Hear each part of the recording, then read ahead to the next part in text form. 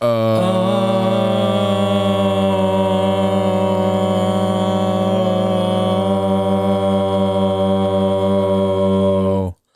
Hello.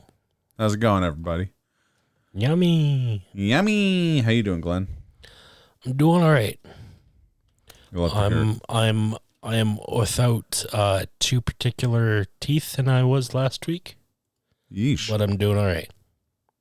Hopefully not your two front teeth. No, those are still there. Okay, good. For now. Saves on Christmas costs. You know. Yeah. I didn't say so last week, but I had a tooth that was abscess. It was all, kind of gross. And the dentist also took out the wisdom teeth that was on that side as well, since he was in the neighborhood and it was in poor quality. Fair enough. Take care of your teeth, kids. It's true. Also, man, chat popped off. No, not product number 3. I will be streaming that later, though. Not today, obviously, but in general. Melissa, never mind of what I collect in my spare time. Don't worry about it. Quiet, you. See,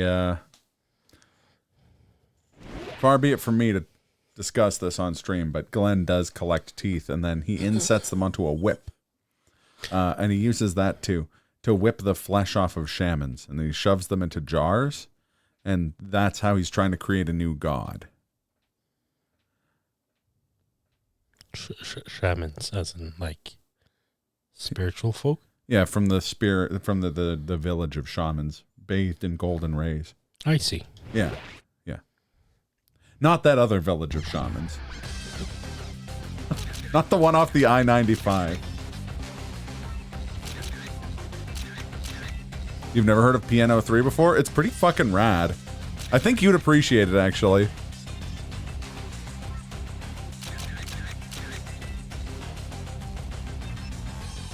I'm gonna clap inside your butt.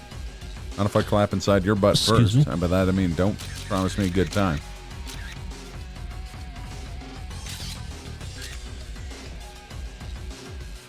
Oh yeah. Mocking me a sandwich? Remember, it's the perplexing. There you go.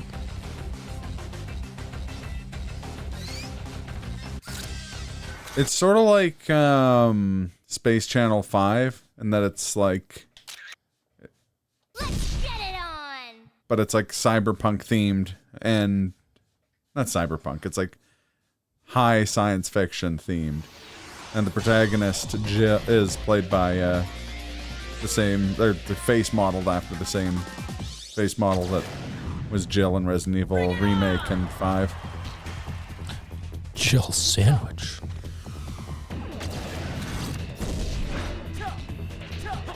Oh, this is true. Oh, you know it. Shit. I'm gonna show you my eel.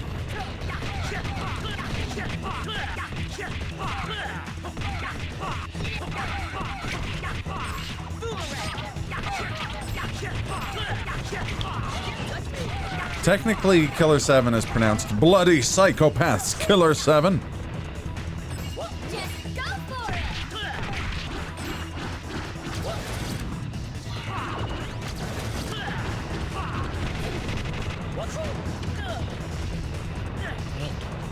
for it! They all remained exclusives for the GameCube for about 6 months. It's sort of like Sony exclusives these days, the ones that they don't like erase from the space-time continuum. That's not annoying.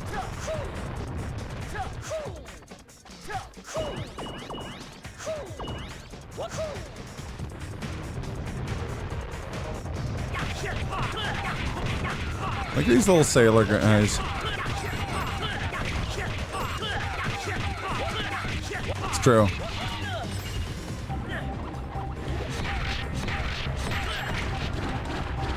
And PS2 did have a superior library to everything else.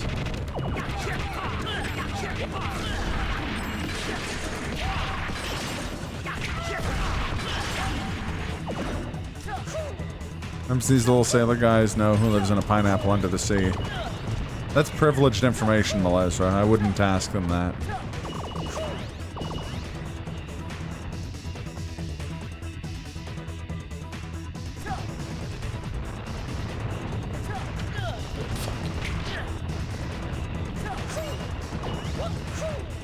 Yeah, you're gonna have to jump on this next one. Might be a good use of the old slow-mo.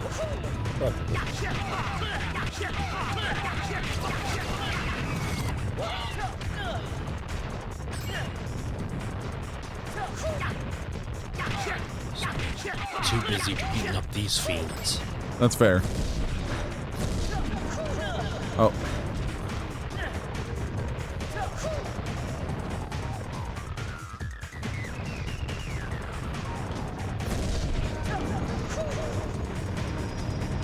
Yeah, I mean, for what it's worth, all of the Capcom 5 were deeply strange games. And I know what you're thinking, like, oh, Resident Evil 4 is not a strange game. It kinda is. What are you buying? What are you buying? What are you selling? Secret Service agent goes to, like, frozen in medieval times village to save the president's daughter with the help of a, like, Chinese super spy lady and a pseudo-immortal, unexplained teleporting merchant. Ready? Action! You know, oh, actually, I work for the census and I have the right to know. Just go for it. I'll take the PS1. Is your favorite library of games? I don't think that's an unfair take by any means. I will say the PS1 is, like, for me at least, it's kind of an enigma in that its library's incredibly strong, but the PS1 just makes everything look fucking hideous. Like, it's crazy how...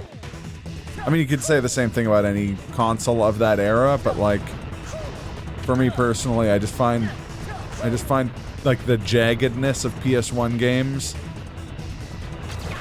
so aggressive on OG hardware, but then you play them on the PS2, you play them on that PS triple ballin'. The census, us weekly specifically. This one, texture warping is bonkers for sure, and it's definitely an aesthetic, you know, sort of like the N64 fog, where it's like some people really hate the look of N64 fog, and for a whole generation of people, it's just dopamine. It isn't ugly, it's stylized. I mean, there's lots of great looking stylized games for the PS1. FF9, Bardish, Magical Hoppers. Oh, that's unfortunate. FF Tactics, yeah. Anything sprite-based looks phenomenal.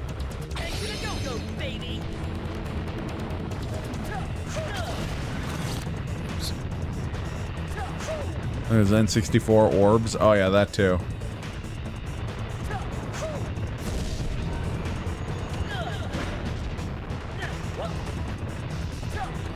Supposed to jump off the walls, or I don't.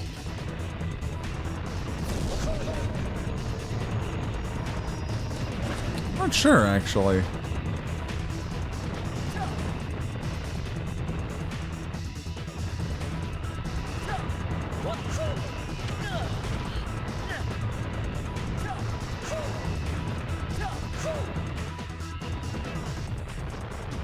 Jumping on the rocket instead of blocking it with your face. I mean, the height is the tricky thing. I think he has to have to jump really early.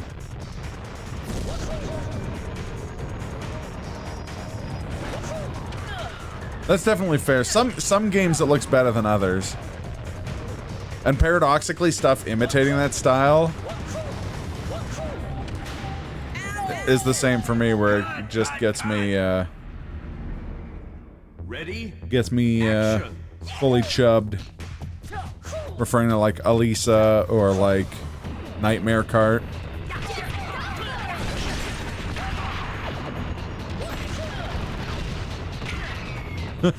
Fair enough.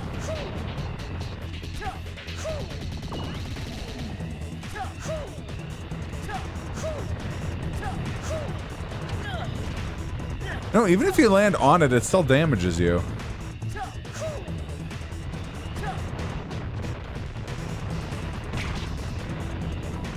Just ask that guy. I hated Nightmare Cart. That's why I only finished it twice. I fucking love Nightmare Cart. It kills me that we can't call it by its true name because Sony are cowards. So wind there's also affecting my jumping. Oh. Because, yeah.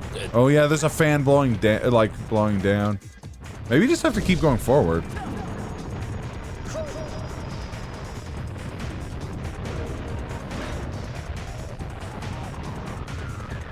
I think I just opted out of getting hit by the rocket. Must be nice.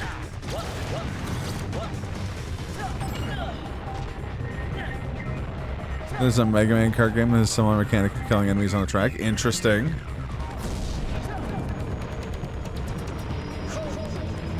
So that sounds cool. Can you play as can you play as Cut Man? Wrong. There are two. This is getting out of hand. Now there are two of them. So I'm gonna have to get Brofar in here to defend FF8's good name.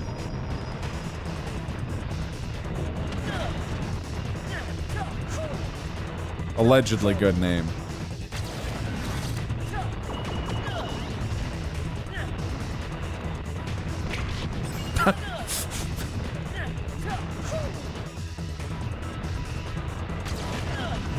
What good name? Selfie. That's a good name. No.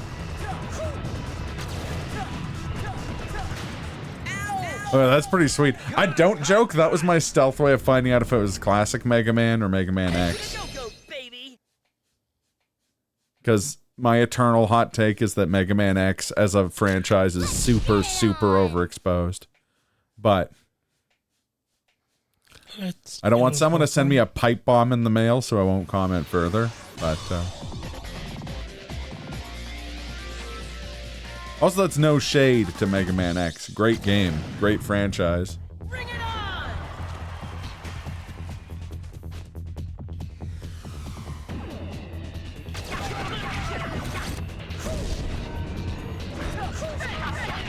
It is, but there's still like so much Mega Man X content out there. The game, the board game, and like the cartoon and stuff like that.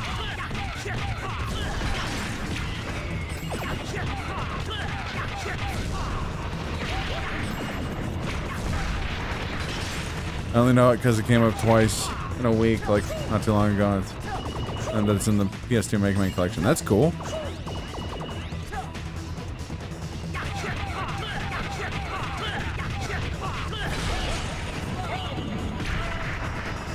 Because people feel less weird about wanting to nail X in Harvey's bathroom. I'm gonna accept your interpretation of events.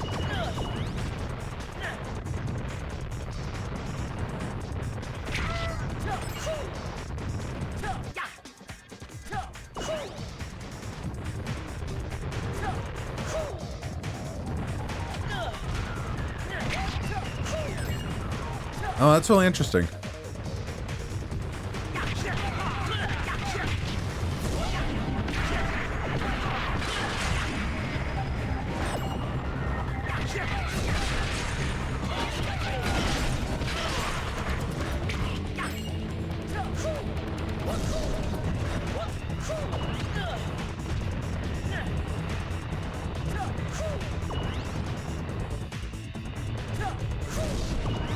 Design documents for Mega Man X Arby's Bathroom Adventure.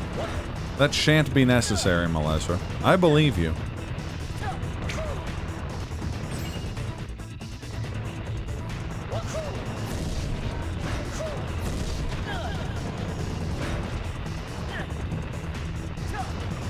So everyone knows the most bonable Mega Man spin-off is Legends, because it gave us sweet, sweet Teasel. That which makes the Mack truck go.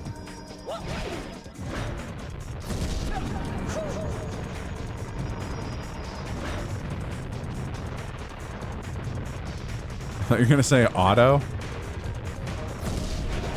Shut your whore mouth, Mullers. No,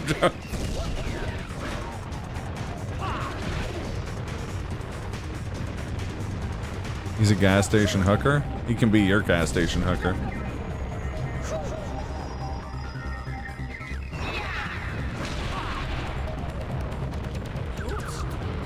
Oops! Accidentally transformed back into fucking Fred Durst.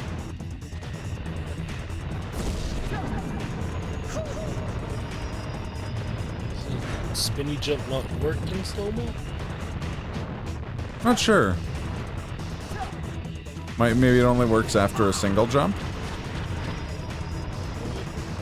Still not high enough. And that Fred Durst has an obsession with Ray from Evangelion. I like it.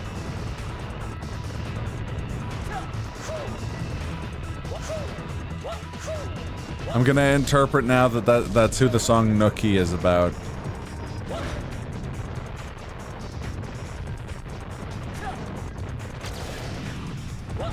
Also implies the magnificence that would be a dinner at that household with Ray and Gendo.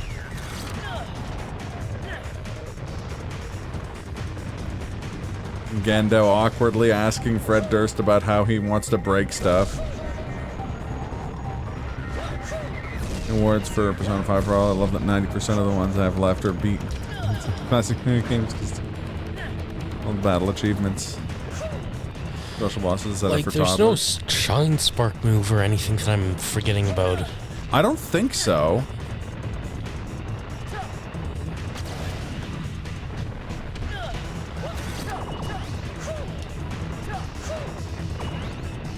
We got on at that time. After I got hit, I think, but... What number stage is this? I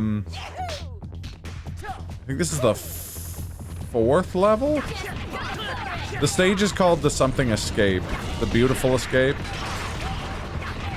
Or the beautiful escape, maybe? I don't know. Thank you, guys. And yeah, Mal, I don't know why they did that, but with Royal, they made all of the, like, achievements / awards, like, comically easy compared to the launch. Like, the launch version of that game was, like, 10 times harder in that regard.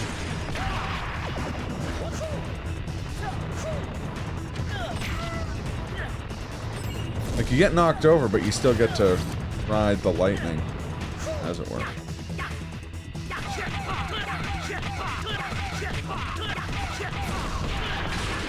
Oh, yeah, I mean, regardless, I am. it's a much... This is after the another Joe boss. This is after, ironically, I think the boss named Glenn. Or Bruce? Oh, yeah, I think you're right. I think it was Bruce, the shark, yeah. Bruce. Which, of course, is a reference to Jaws. Clever Jaws reference, yeah.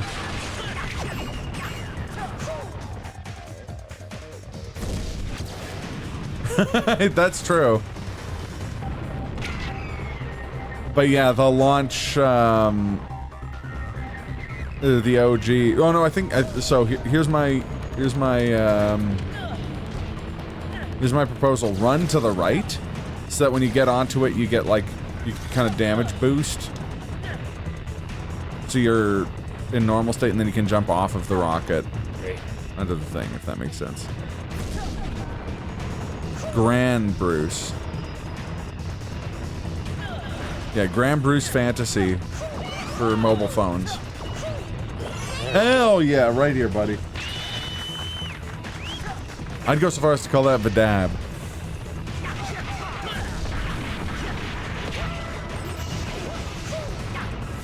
What if we're gonna find out that that wasn't the intended way?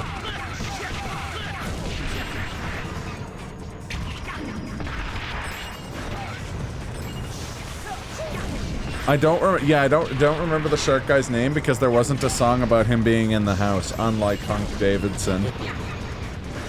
Or Hulk Davidson, sorry. Like Capcom would name a prominent character Hunk.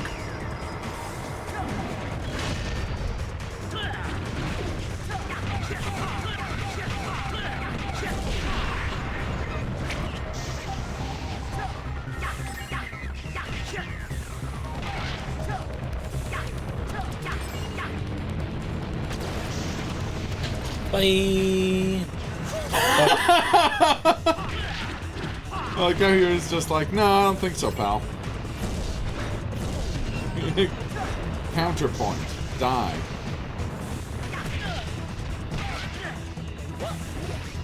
Hey, Eggman, new amendment. Die.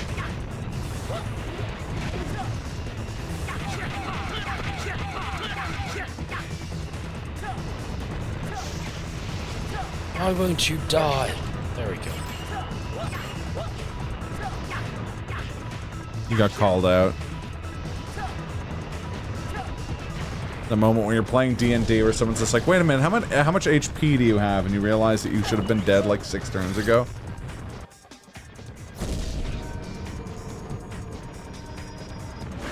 Yes. But I also need to cheese the baton pass on nearly any 2 times so I can present. I mean, you're now imagining Hunk Davidson singing about Hunk Davidson as escaping the haunted house? Yes.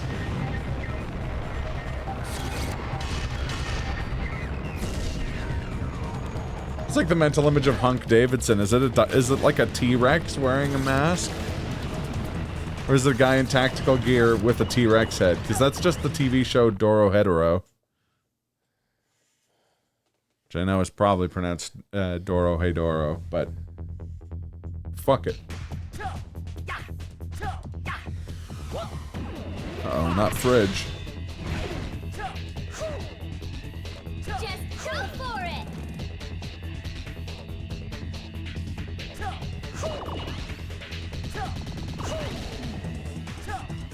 Actually, just have an idea real quick here. What? How dare you? Oh, Darkseid dares all. You should know this by now.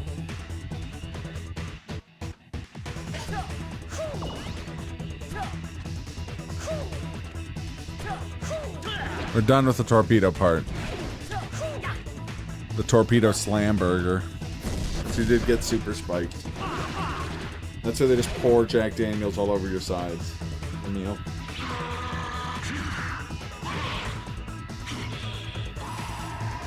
Darkseid dares to sit on Mary Marvel's couch. It's true. I'm not gonna lie. I referenced that talking to my boss earlier today. Sounds good. Thank you guys for looking it up. Yeah, apparently they're doing like smaller form factor paperbacks.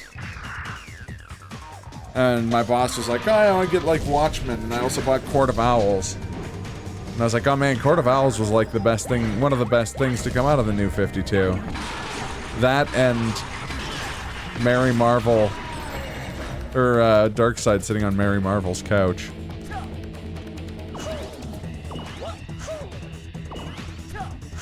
Darkseid? Darkseid.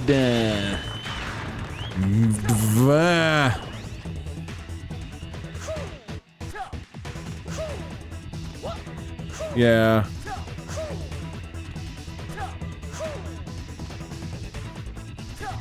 Remember all that stuff the Monitors did in that comic book? Like how they stood around being like, we're pretty neat. And someone was just like, so are we gonna like intervene? And everyone else is like, no, I don't think so. Should we do something? No, I think we should do nothing. Okay. And then the next chapter, one of them's just like, hey guys, I think we should do nothing. And someone else is like, no, that's fucking bullshit. Let's do something. And they just do that for like a year. It's great.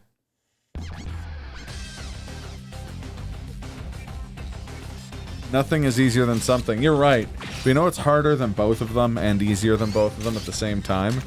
Talking about how you're going to do nothing or something.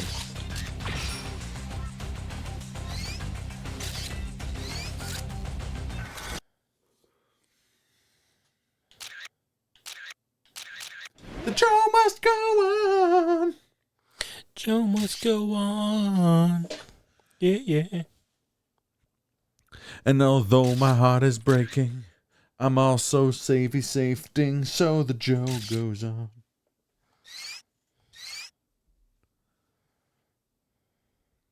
Elton John did a version of that song. I think this was after Freddie Freddie's Mercury, death. yeah, with like, The rest of Queen. yeah, yeah. And yeah, it's a good I version. learned about that very recently. Oh. I think you told me that, actually. Probably. It's either you or a guy at my work. There's that like Queen like platinum collection. It's like the 3-disc thing, Yeah. and it's I think it's on the 3rd disc. Ah, okay. That's how I knew about it. Move on! It's okay. They retconned Mary Marvel's terrible writing by saying it's fine. Desaad was in her the whole time, and that's why she has pink pigtails now. Man, what an awful look. Oh. Just went back into yesterday, apparently. Yeah. Oh, okay. It's like a loading zone. Yeah. I thought the game like reloaded for a second there. Go for it!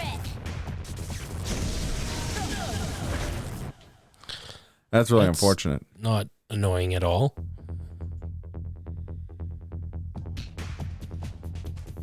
Okay, kind of forgetting how to defeat these things. Do we need to go faster? Slow-mo, yeah. And then attack them while they're... Oh, this is unfortunate. Maybe go to the other side of it. There's not much room. That's fair. That's fair. You see, Geist, whenever you notice something like that, a wizard did it. Could have been worse. Could have been early Nightwing. I blissfully don't remember early Nightwing.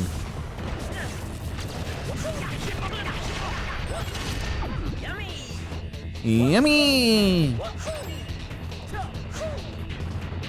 And remember that that wizard came from the moon. Oh, please let me help. Oh, I don't think that's necessary, Mal.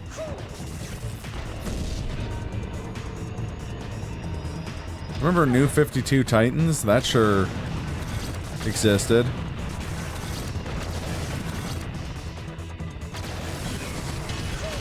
Shit.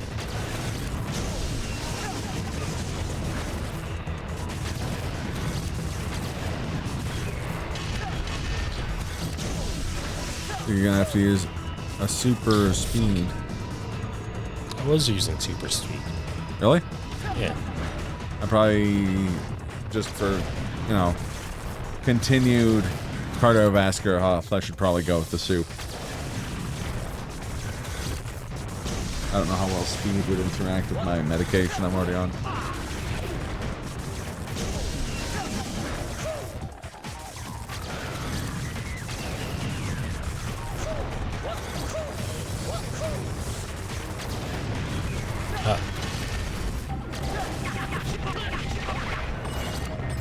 Okay, so I need to speed up when fighting that thing, because when it slows down, that's when it, you know, it's all sparkly. Yeah. Oh no, it's... Okay. What? Pause when you have a chance. I have to have my mind... Oh, that's what you mean. Like his costume. I thought you meant like there was a really bad run of early Nightwing. Okay. I mean, it's pretty fabulous. No, you should be good to go. Remember in New 52 when they, like, brought Artemis from Young Justice into that series? And then killed her the same issue they brought her in? That was a choice. Yummy! I'm pretty sure you have, Chris, but y'all in the chat, y'all ever seen the Batman animated movie, Under the Red Hood? Absolutely. I like that one. You know, Heck yeah. That's the John DiMaggio's the Joker, right? Yeah. With the great line of I'm gonna need some guns. And not these guys, because they're dead. And something to wear. Doing all the DCAU nice. Also had, I'm pretty sure it was Neil Patrick Harris as Nightwing in that. A little bit of the bubbly. Oh, a little bit of the bubbly. Thank you, Weary. How you doing, bud? Okay, where do I go now? What do Where I do? do I go? Where do I go now? Yeah, Guns N' Roses didn't prepare us for this. Nice. Let's get a shout out for Weary. Over here. I'm gonna teach you some manners and respect. No, I'm just gonna keep hitting you with the crowbar.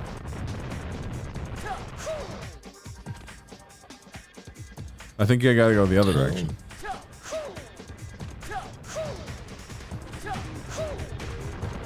It is, though. This is a kind of frustrating level.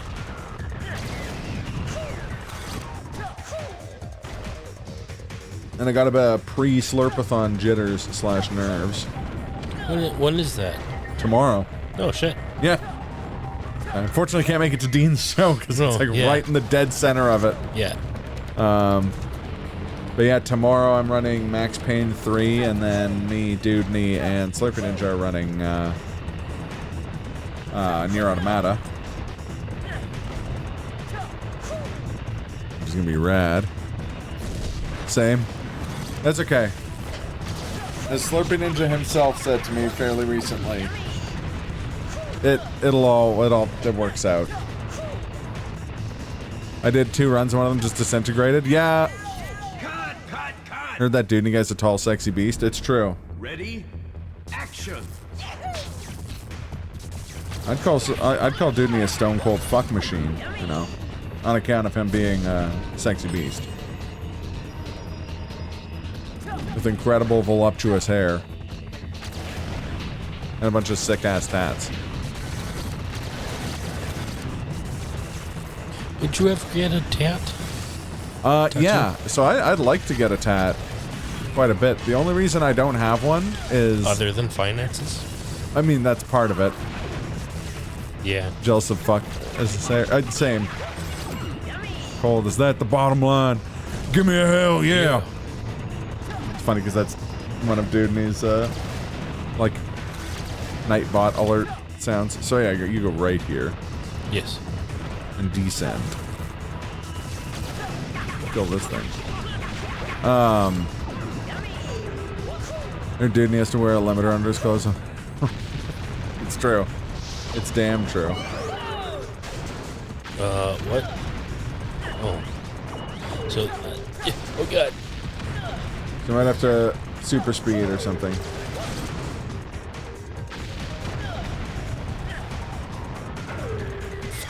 I'll run off the front, maybe? That's what I'm trying to do. Uh-oh. Yeah, maybe super speed it while they're coming up.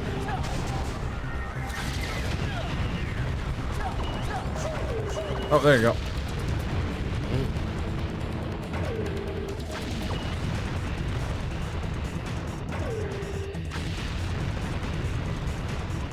Yeah, no, my petty reason for not getting a tattoo is because they don't let you into hot springs in Japan if you have a tattoo. Oh. And I love hot springs too much. It's because in that culture they're associated with organized crime. Now, there's been a lot of talk in recent years of changing that. So you definitely have to slow-mo here. Oh, fuck.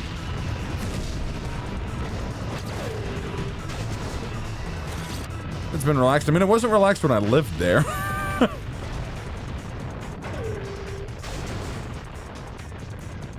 I love the Hot Springs Planet 10 ride. That's your favorite episode of Outlaw Star? Well, it's a good one, but so are the rest of the episodes of Outlaw Star, so... 3 or 4 years, well, I guess longer than that now. 6 years ago I moved back.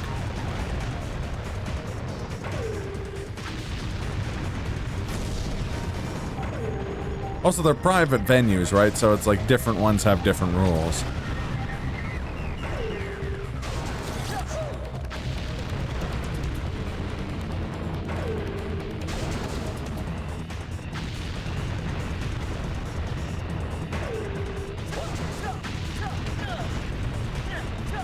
That tracks. There was a lot of even back when I lived there was a lot of talk of them relaxing those rules.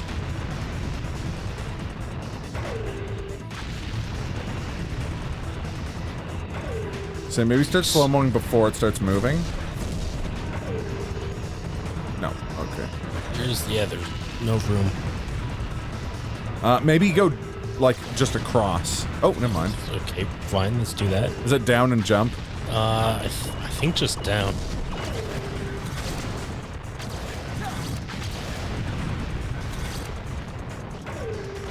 Try tapping it twice. Oh, yeah. There we go. Just I think you have to super speed over this one. There we go.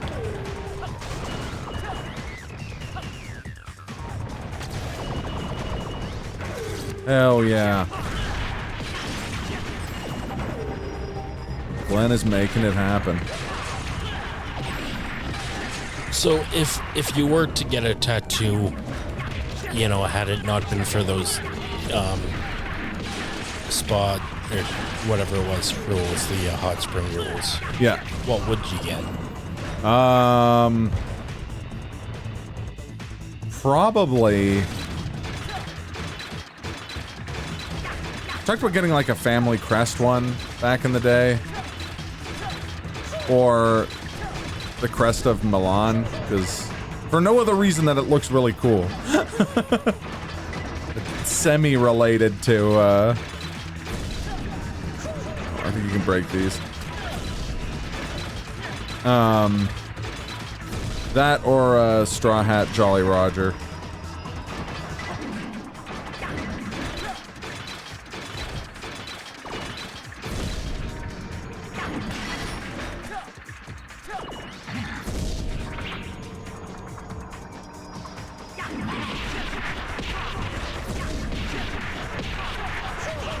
Shuma Gorath from NBC2 on a date with Morgan.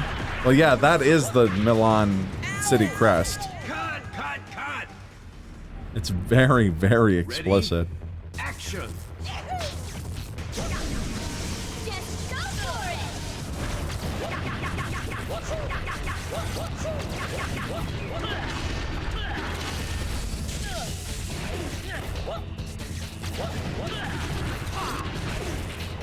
for it. It's true.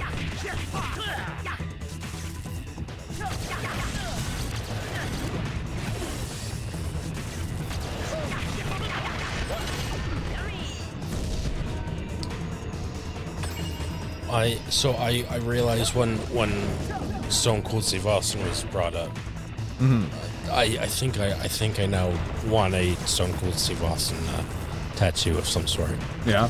because I think he was like, yeah, he was definitely one of my favorite wrestlers back in the day.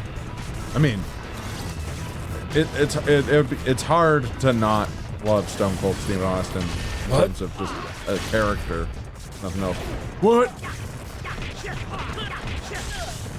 I got to do a what chant recently. Nice. Yeah. Where, At the wrestling last week? Yeah, the Raw taping, the Finn Balor cut a promo, and he's got a thick Irish brogue. So every time he said anything, everyone went, "What?" Also, he's a heel, so you're supposed to do that. Good. That was really thanks to Stone Cold that everybody's doing that. Yeah, 100%. That was like a... I don't know if he started that, but he definitely popularized it. Sort of like how...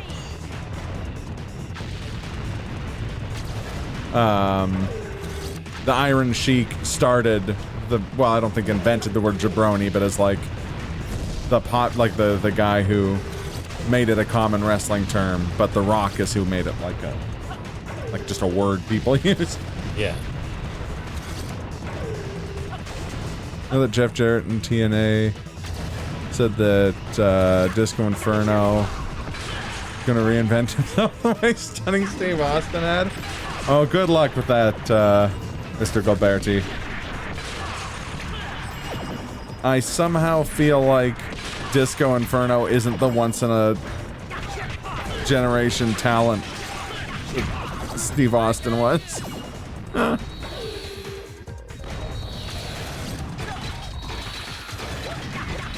I've got an idea, King Boss. Bathroom? No. Not quite. Also, Yeah, go for it. in terms of tattoos, would also want to get some sort of Ninja Turtles related something or other. Yeah, with my I was thinking about that earlier. That like it'd be cool to have a Ninja Turtles tattoo. I mean, in general, that'd be awesome. But I mean, it fits me especially being with you and yeah. your brothers. The fact that there's 4 of us. Yeah, and I mean, you're better than the others. By extension, people are hooked on the brothers, right? So. Right. We went by the gifted Glenn Gilberti for a while. Combine them, Steve giving Leonardo a stunner. Would Steve Austin get along with Raph because they're similar personalities, or would they clash because they're too alike?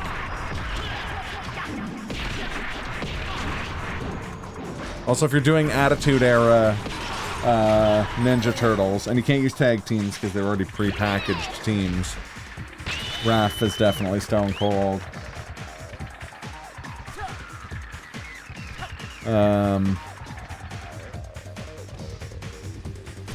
The Rock is definitely Leonardo.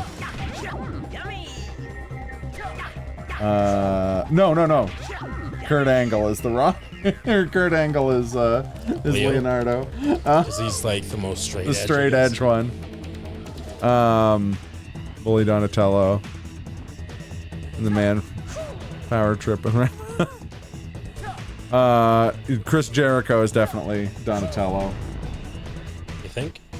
Yeah, because he's the man of 1,000. He has a list of 1,000 holds, man.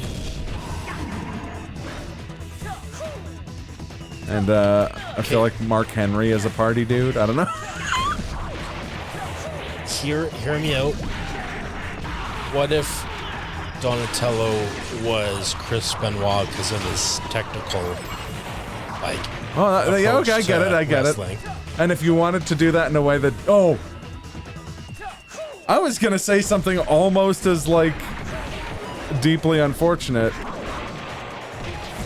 I was gonna say, well, you could go with another one of the, like, cruiserweights who's really technical. Like, you could have Dean Malenko as Donatello, but that doesn't...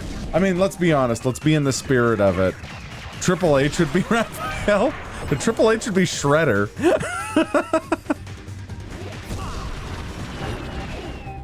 Yeah, it's me, Triple H. And Shawn Michaels would be Baxter Stockman. Because he transformed, except instead of transforming into a fly, he transformed into a Jesus guy. But yeah, Eddie Guerrero would be a party dude. Not because of all the drugs and stuff, but because he was a very, like, likable guy. You know what I mean? And by extension, Rey Mysterio would be,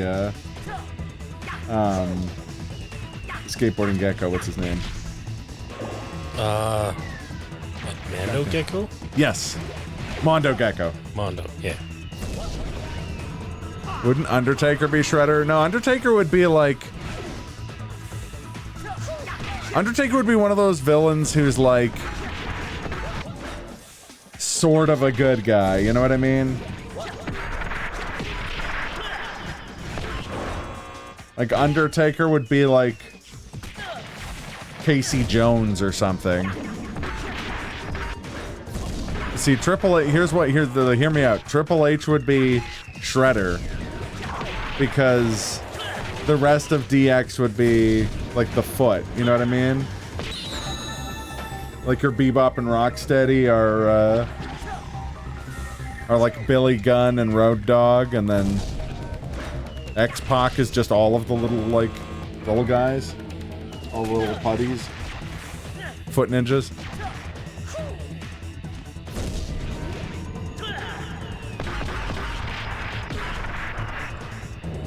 He strapped Steve to his soul, tried to... They take her was after the Attitude Era.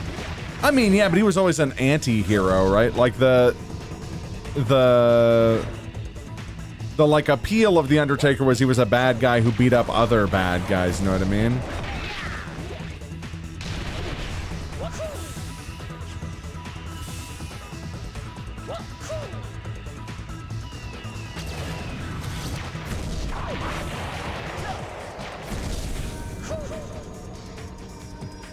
Because wasn't Biker Undertaker still technically during the Attitude Era? Oh no! That was the right one. Oh, it was. Damn. You're on top of shit.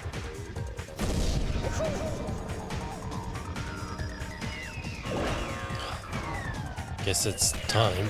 I guess.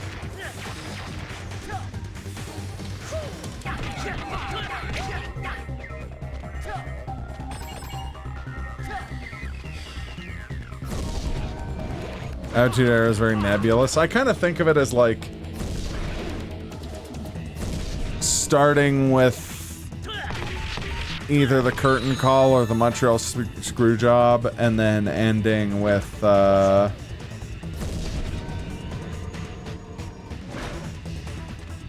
I don't know, when the fuck did the Attitude Era end? Like, the argued ending, Casey Viewtiful Jones. Perfect. The argued ending was when Austin turned heel on The Rock at the end of WrestleMania 17. Yeah, I could see that.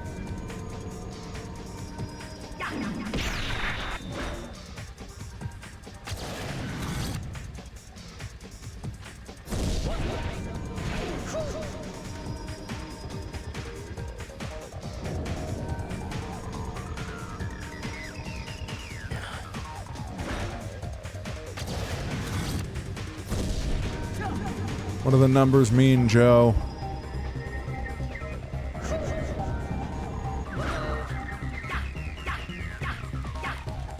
I think you're too high. No, never mind, you got it. You're getting close. Yeah.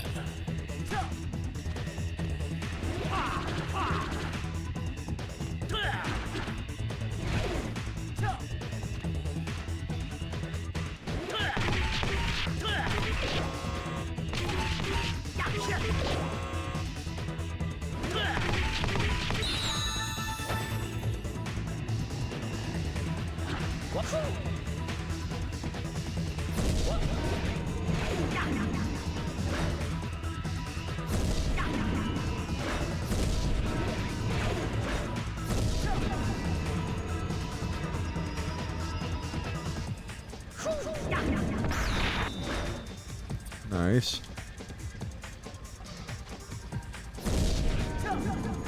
Hero Taker is when he's the head of the Ministry of Darkness. Yeah. But he was an anti-hero for like decades before that, right? Like he was fighting IRS and stuff, you know?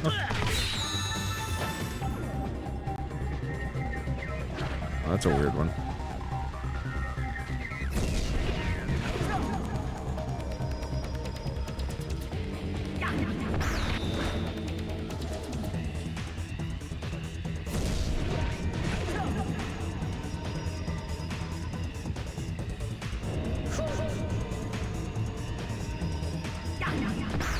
So I mean, I guess the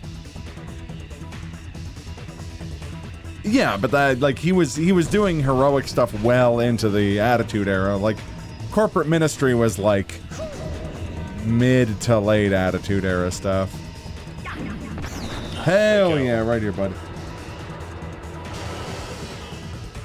I'll compromise and say Razor, or is that Razor the like edgier turtle that hangs out with Raph?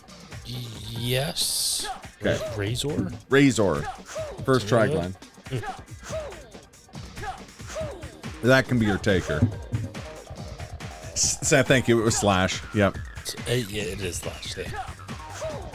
Yeah. Razor is something else, isn't it? It is.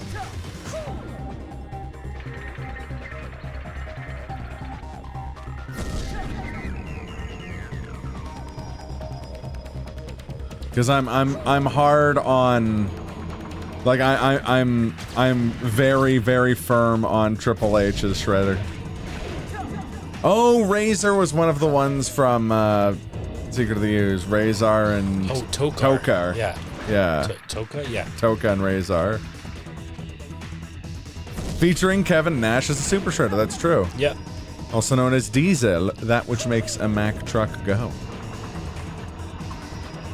Or Big Sexy. Pick whichever Kevin Nash gimmick you like. They're all at least fairly good.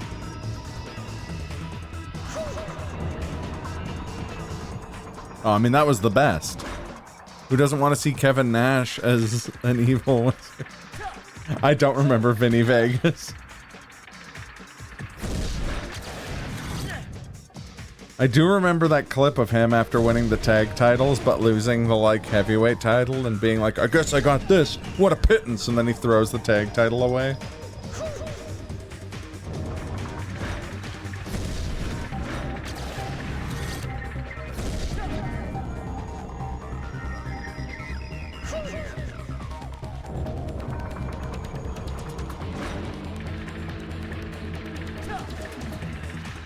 Both those gimmicks for a cup of coffee. I mean, wasn't he only Oz literally once? Like, am I mistaken?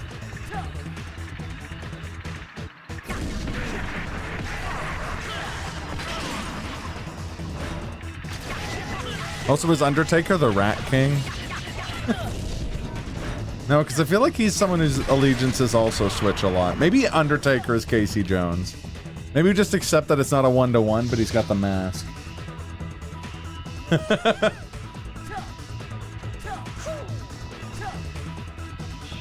Can we make Vin Diesel Splinter so we can talk about family a lot? Vin Diesel was barely talking about family at this point in history. Makes sense. But why would you have Vin Diesel talk about family when you could have Booker T talking about respect? I want Splinter to sell shitty Corona beer.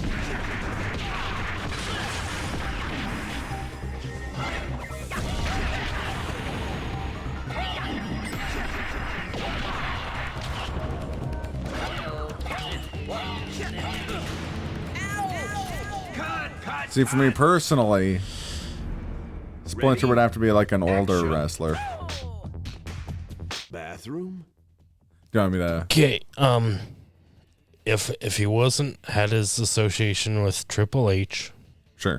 Ric Flair.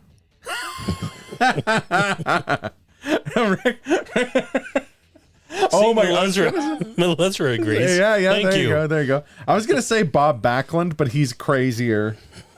I do love the mental image of like the Turtles being like talking, and then Splinter coming up and putting him in the reverse chicken wing and being like, "I'm your champion," and choking him out. That's new generation though, not Attitude Era.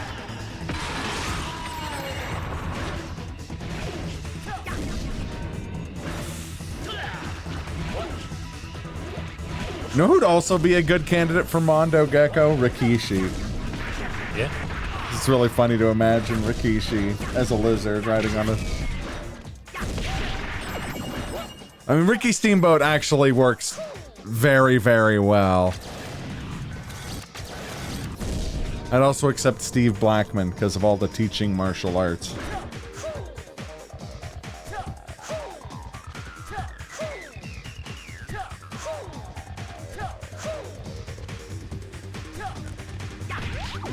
You learned about Road Dogg last night? Kind of. I've never seen Road Dogg live. But I've seen the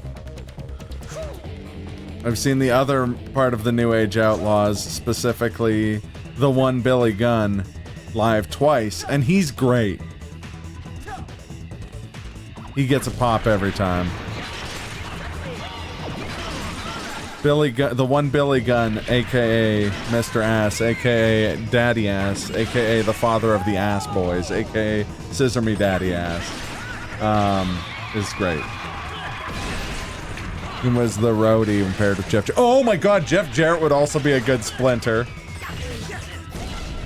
If for no other reason than just like every time the boys don't listen to him, his sage wisdom, he just smashes a guitar over their head.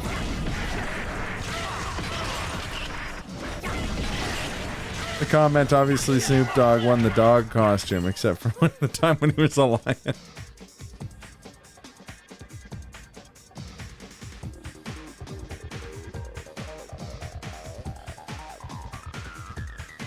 Who do you think Mick Foley would be in the world of Ninja Turtles?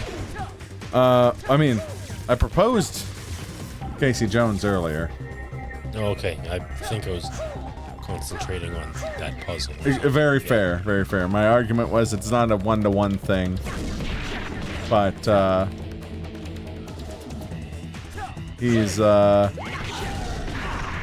the mask, and he's a hardcore legend, which means he hits a lot of people with sports equipment.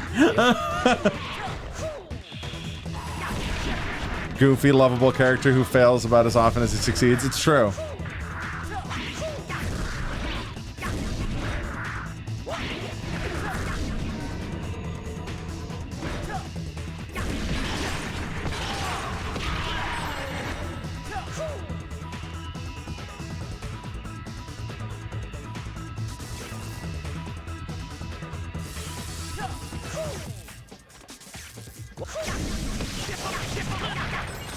Yummy!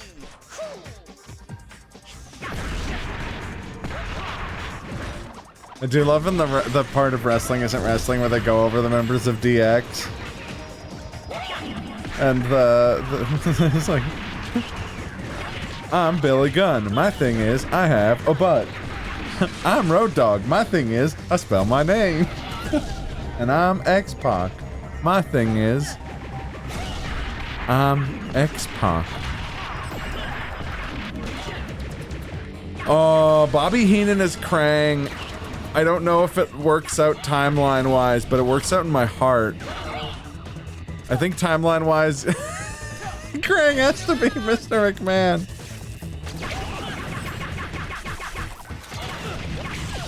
I do love the mental image of Vincent Kennedy McCrang. And you know how, like, Shredder, or the Krang always calls Shredder Saki? Could have him always call Triple H Paul, his real name, and Vince McMahon would often break and be like, Paul! But Krang isn't a weird roid junkie who makes people kiss his ass. Are you sure about that? Because you're correct. Shredder! You're stupid! Snocky! I can't really do a can't really do a Krang impression. It's been a hot second since I've heard it, but I know at one point my brother Evan could do a Krang. Yeah. Phalus on YouTube does an uncannily good Krang. Yeah. He does a lot of Ninja Turtles related content. Not surprising. It'd be weird if it's like he can do a really good Krang impression. He does a lot of highbrow film content. The Krang impression comes up more than you'd think.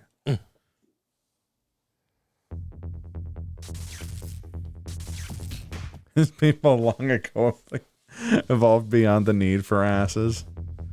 What does that make Vince McMahon the Rat King? Krang reviews Citizen Kang.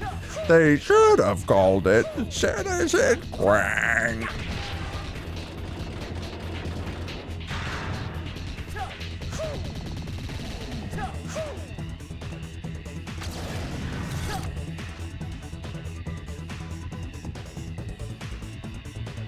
Is yes to Vince McMahon being the Rat King just because he kind of looks like the Rat King? Or because you can imagine the Rat King like summoning his rats and then blowing out both of his quads? Just laying there inert in the ring, like propped up in the corner and just talking shit about everyone? Or shitting his pants? Vince McMahon's a weird fucking guy. I'm excited. That documentary comes out very soon. The Netflix one about him. Oh. I don't think I realized there was one. Yeah, it looks very good from the trailers. Although I learned disappointingly that they never asked Jim Ross for his commentary. And apparently Jim Ross knows some shit. Oh. So they're leaving money on the table. I assume Jim Ross was like, I'll tell you all of McMahon's secrets. All you gotta do is sell all of my barbecue sauces. By God, this sauce is good. I bought JR's barbecue sauce once as a joke. Yeah. For like a bit. And then it turned out to be very good. Yeah. Like, okay. Assume they're saving him for the sequel.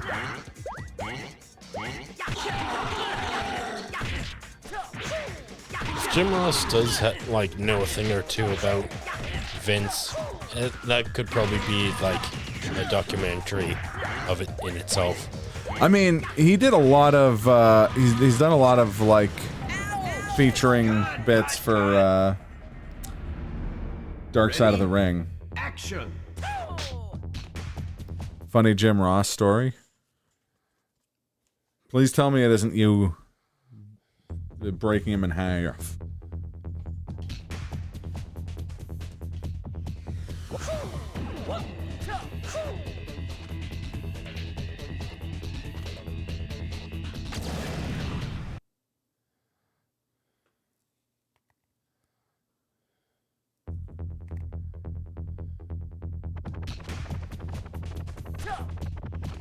You know what's really funny in hindsight is that you could do the same thought experiment for any era of wrestling and it would just be like another era of the Turtles. Like how you got like the comic book Turtles and then the 87 Turtles and then like the 03 Turtles and then 2012 and then 2018. Rise. Yeah.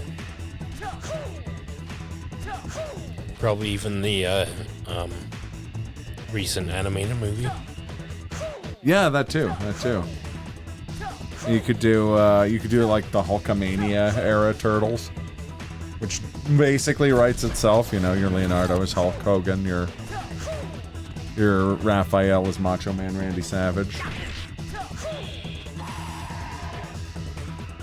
When he was transitioning from WCW to WWF, had a radio show owned by WCW, where he got to control all the content.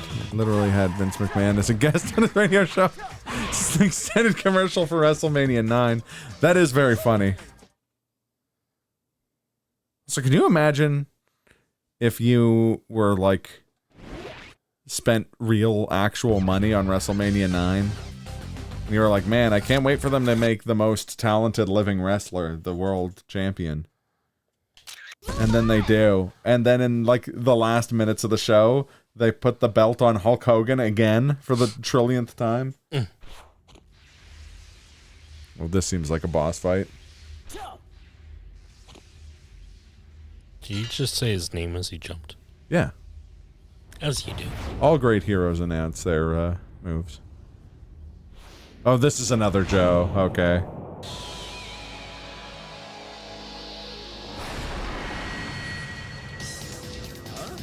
That outfit looks just like mine. Hey, are you a hero in this world too? Whoa, hey, what's your problem? Alright, fine. Let's settle this. We don't need two heroes wearing red anyway. Whoever wins has to change into a yellow outfit. Okay? Just go for That it. seemed kind of like a Michelangelo thing to do.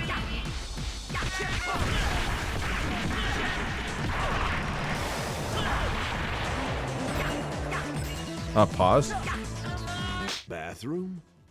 Just in case. Yeah. Because of the implication. Because of the implication.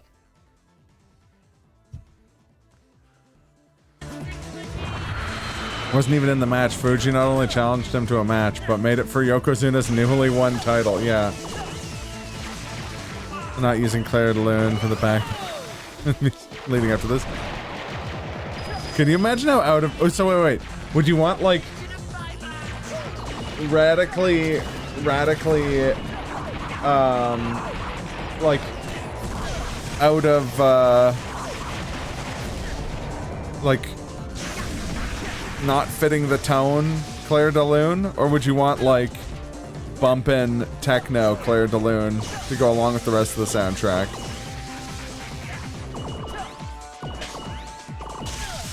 Man, I like Henshin and No-No, baby.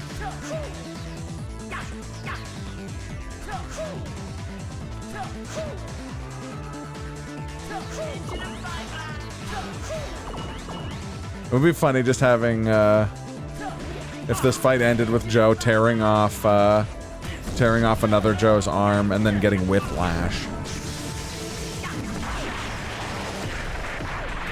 Only a psychopath would turn down a thumping techno Claire de Lune. You're not wrong.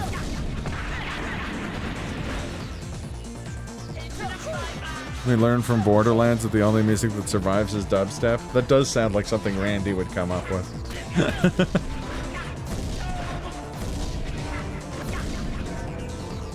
You can imagine Randy Pitchford writing that line and then making everyone watch him do magic tricks. Oh. Just give me a second.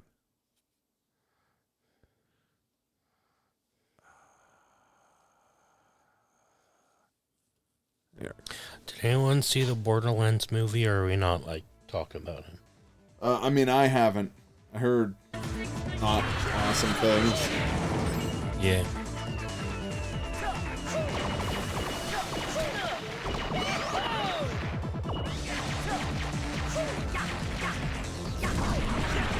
Those are fun games, though. Glad I'm waiting with bated breath to watch that trash fire on for free on Max. I cannot wait.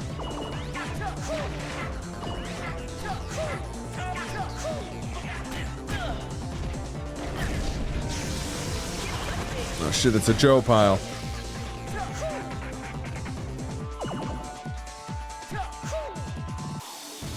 And how about that Minecraft movie trailer? Kubo.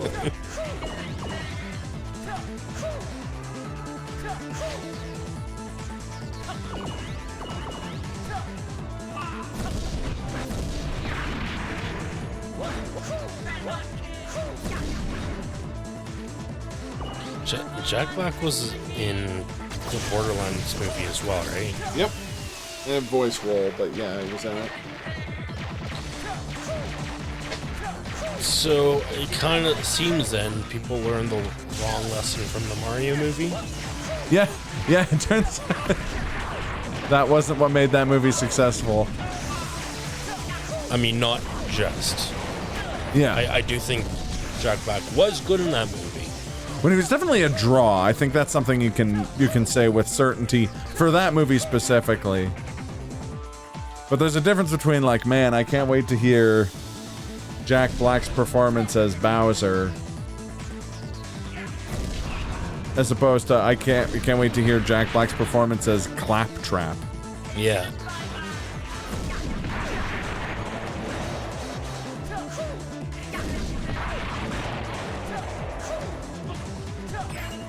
Also, definitely a difference in public kind of opinion of Jack Black in 2023 versus the fall 2024. Yeah. He is kind of more of a narrative of him being a bit of a sellout, as it were.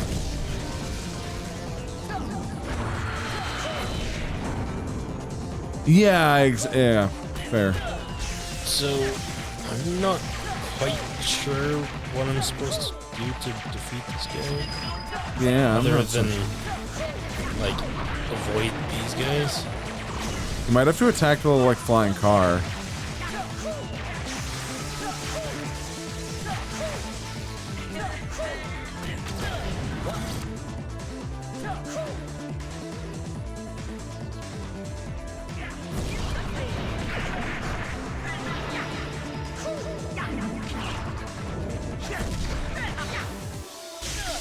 Chin up, baby. That's not your point. Cut! We'll just get Randy to do the voice. If you can make Half-Life Opposing Force, or Blue Shift, whichever was the one they made.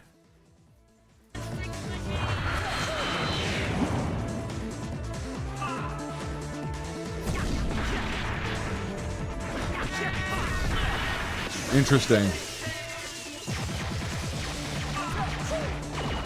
They could have replaced the character whole cloth with like the vending machines from BioShock 1. And just replace all of his lines with the circus of values. It wouldn't have made any sense or worked, but I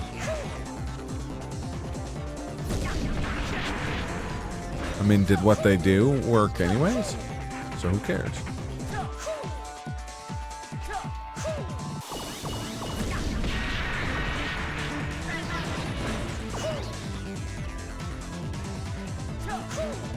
This would have worked 100%. Yeah, the only scene from that movie I saw was the one with Claptrap shitting coins everywhere, and then there was a badly filmed action sequence.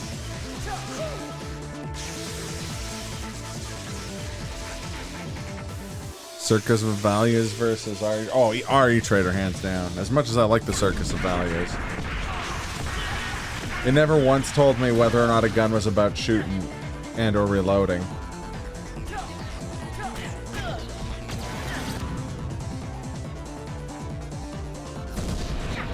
Oh. God damn him.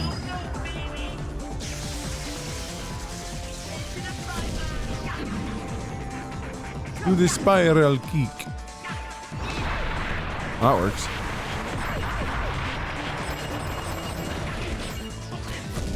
Bullets, not coins. Ah. I wonder if that's a play on the term sweating bullets. That seems or would smarter that be... than I would. But that's what Eli Roth's creative team. I heard a bunch of people like defending Eli Roth, like he was hard done by that movie. I'm like, guy, his name's still on it.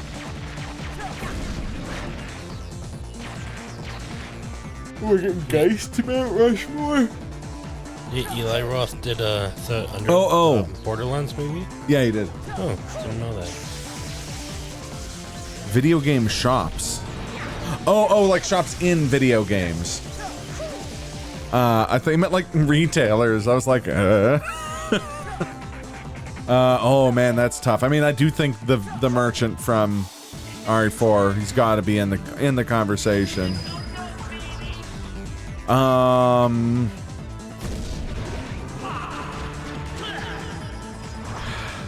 Part of me, just for the meme, and by meme I mean like the inside running gag from the Chronicles of Swords. One wants to say the "Look at my store" shop from Tingle?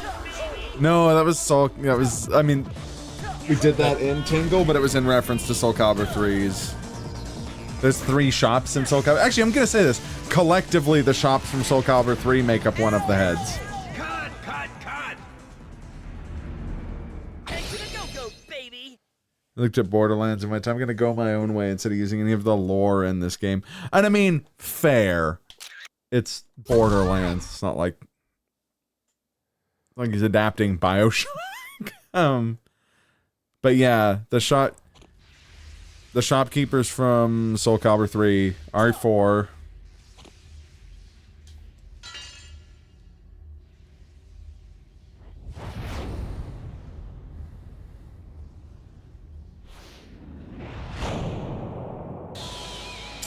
Shit, I'm trying to think of another like icon. Oh, item shop from Zelda CDI. I mean, it's what gave us.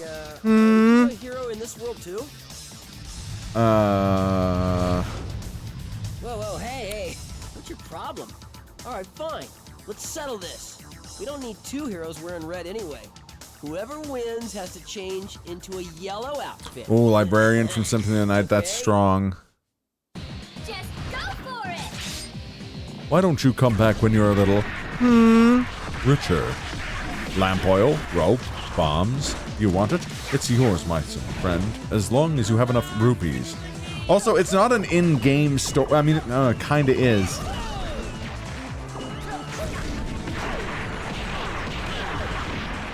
Is LeBlanc from Persona 5 viable?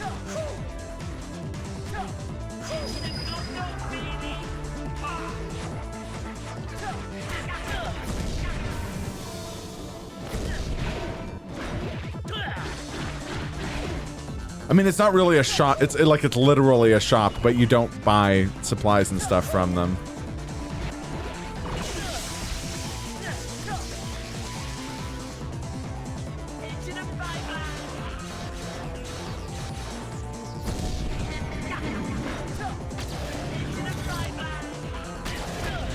You have to be able to buy things. Okay. Oh, I've got it. Owaka the 23rd. From FF10. That game's wandering merchant. Who later takes a, fall and goes to prison for you.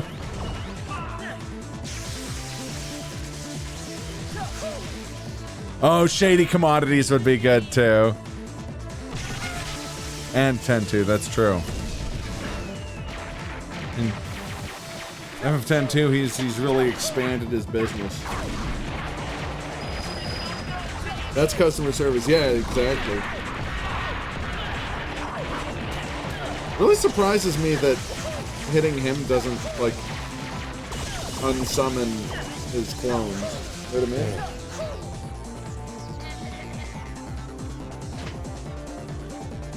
Oh, Beetle from Wind Waker. That's also a very strong choice. Hi.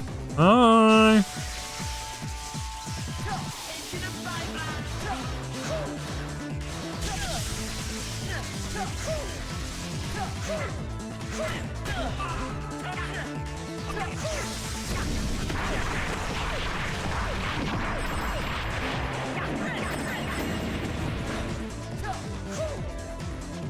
Yeah, I'd say my honorable mentions would be the Tanaka's Commodities from Persona 3 through 5.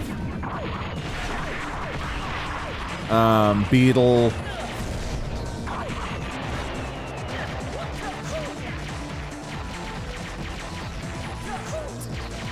The Circus of Values.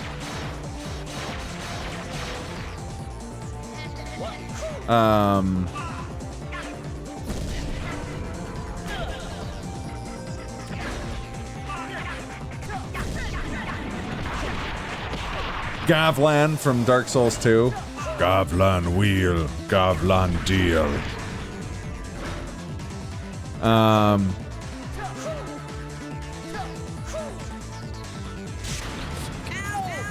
And Patches from Dark Souls 1. Welcome. Ready? Action.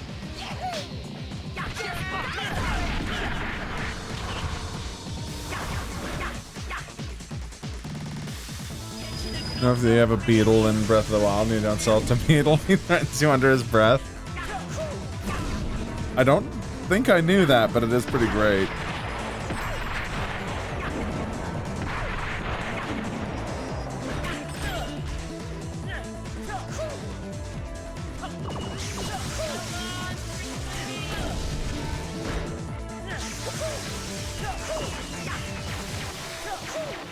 At least you damage boosted out of the lightning water, electrified water.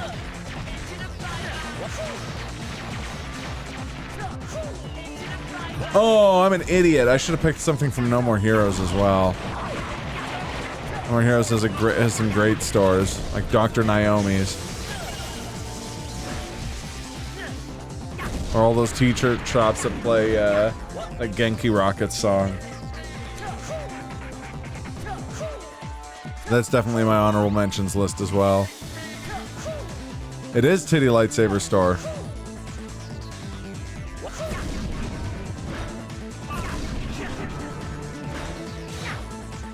It's giving us dosh. I mean, piddle paddle, pocket full of dosh.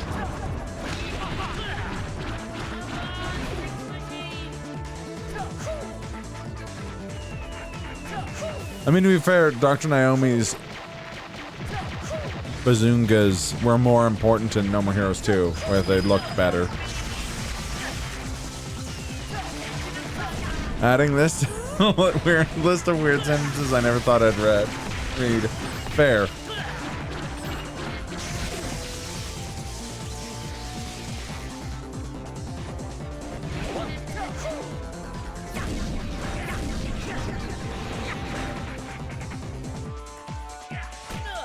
Also, the hint ravens from Crow Country are really good. No, oh, you know who's actually probably a better version of the RE4 merchant than the RE4 merchant? The puppet from Elisa.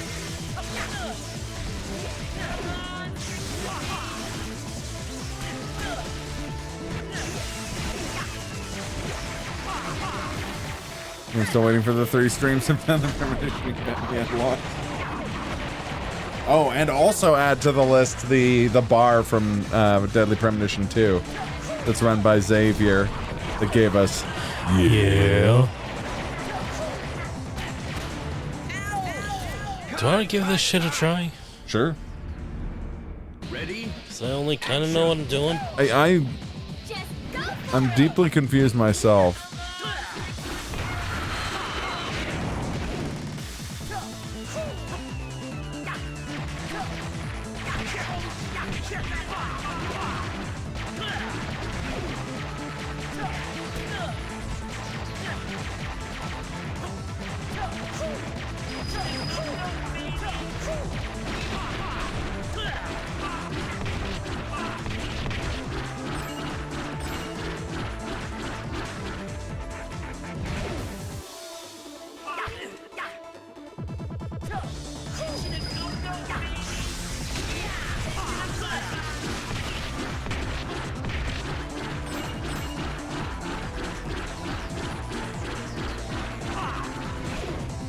Oh, fuck.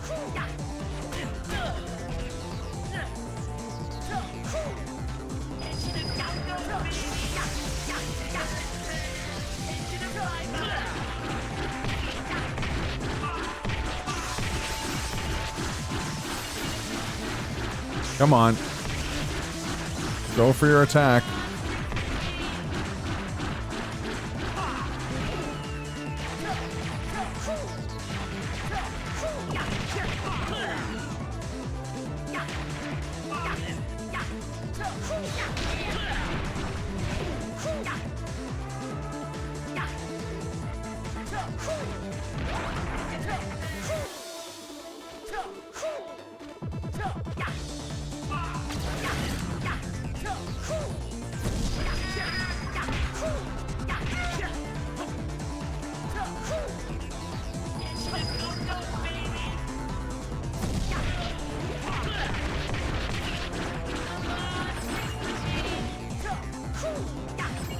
I will say I'm a big fan of how this guy just fucking runs away whenever you hit him. Yeah. It's a really cool mechanic. Yes. Cool. Cool and good.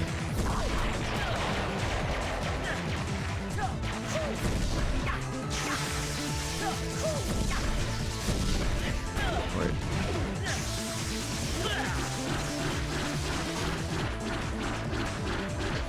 Come on. Bring it.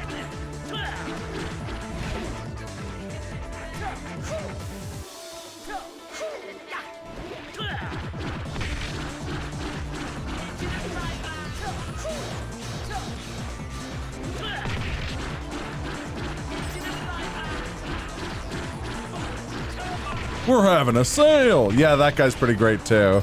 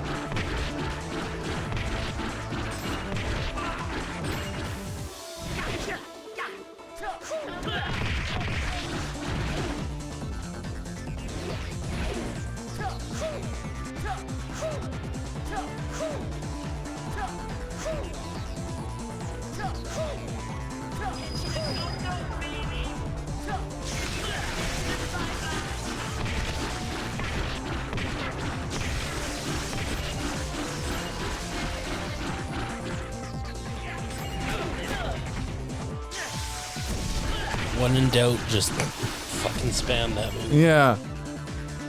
What's the... Do you know what the input is for, Bathroom? for doing, like, pose? Like to avoid his... Well, no, Or- there's a move you can do that's like a pose, and it hits, like, everything on screen. Oh, I forget. That's the trouble with only doing this once a week. I forget. Yeah, fair enough. And this, like, do you have to build up a... Oh, you might have to, yeah, you might have to build up a certain amount of Viewtifulocity.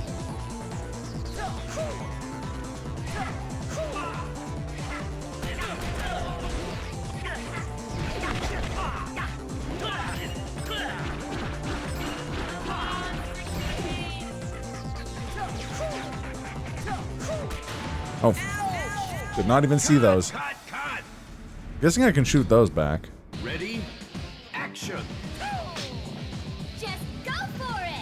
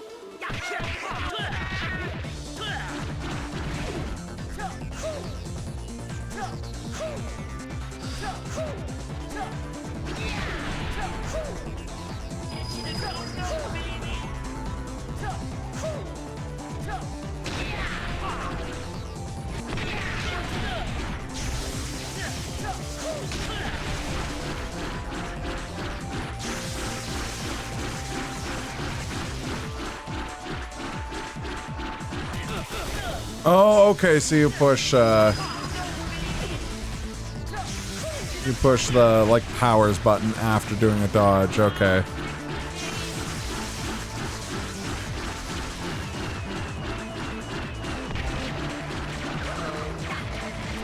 That's annoying.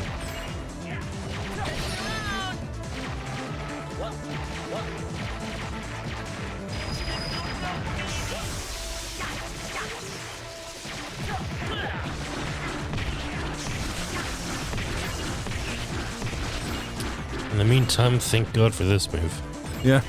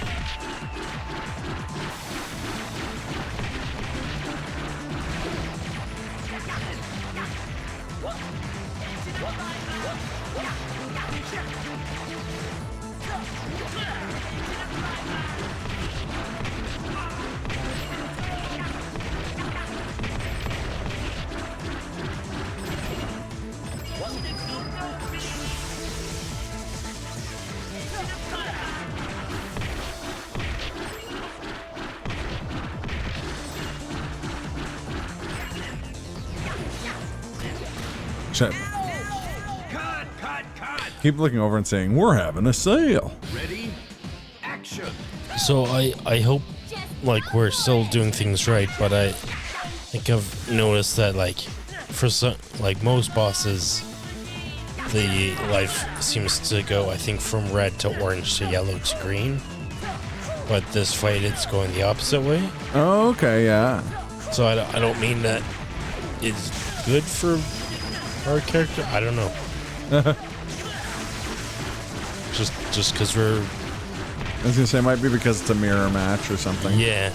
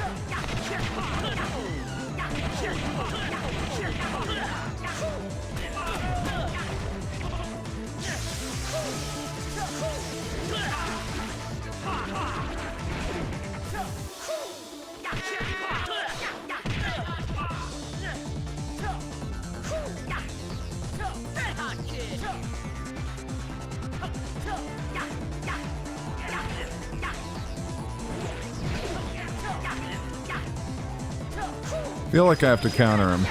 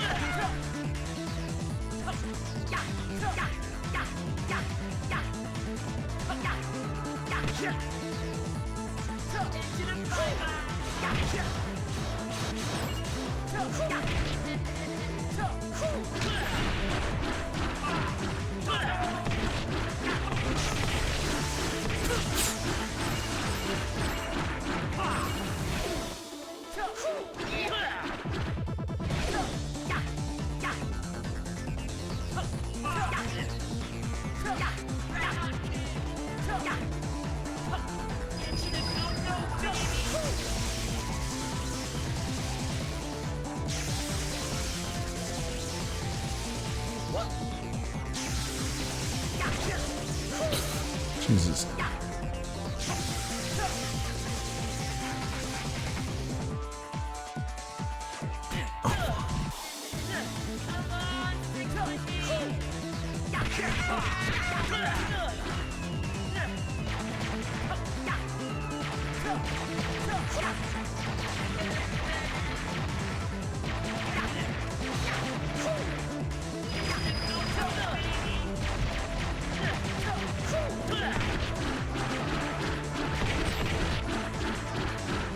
Oh God.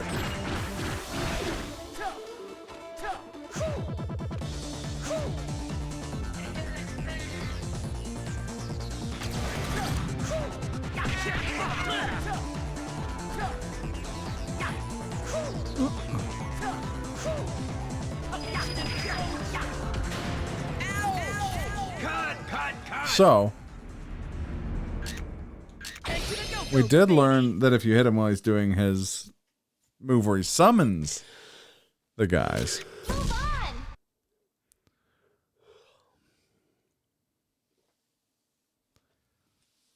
then that works.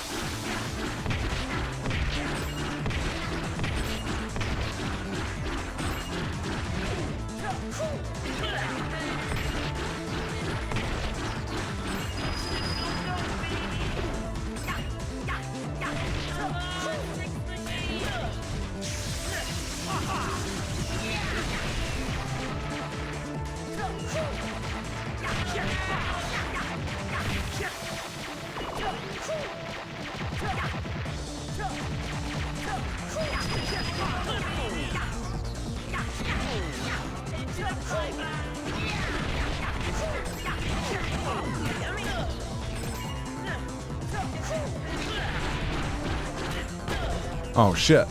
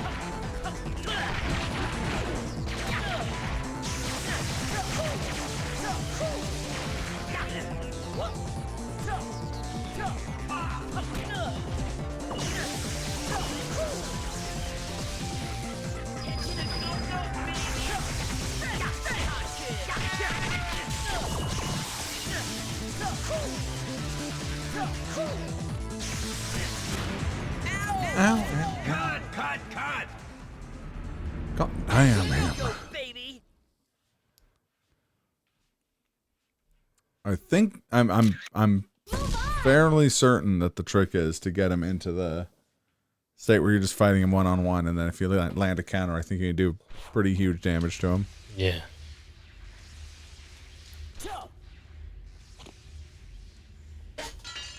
If I want to do the fight again with full health, I have to watch this.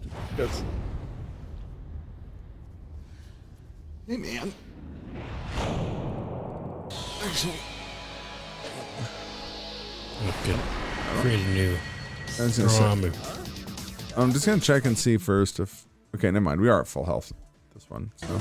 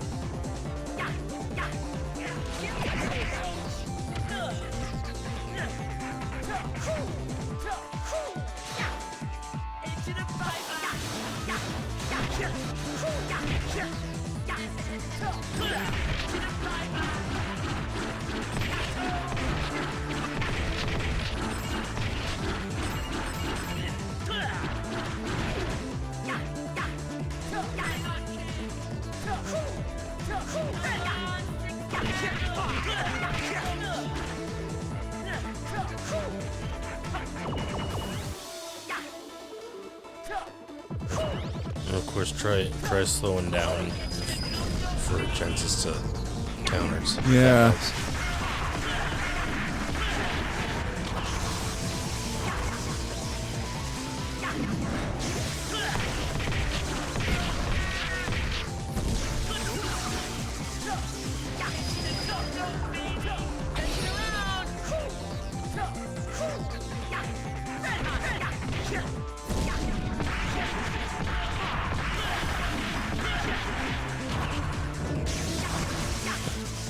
is definitely neglecting the slow-mo.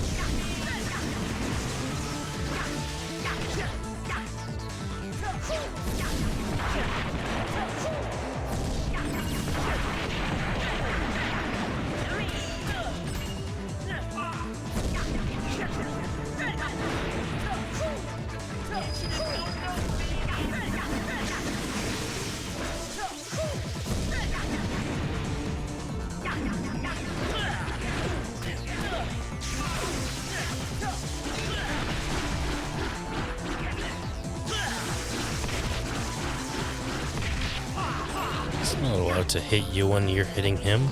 Yeah, What the hell, man? bogus.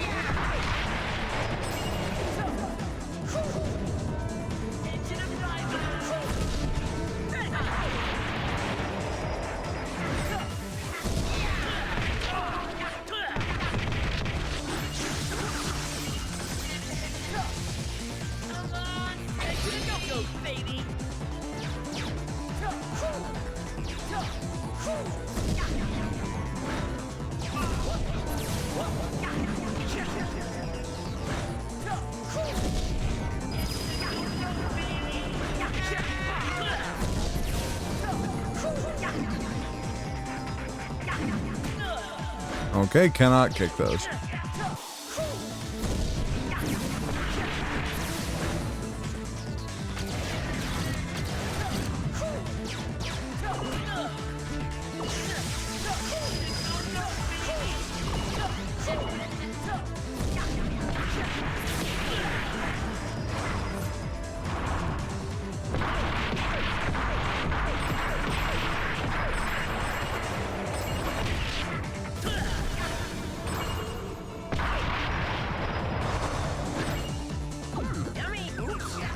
Oh, fuck. Cut!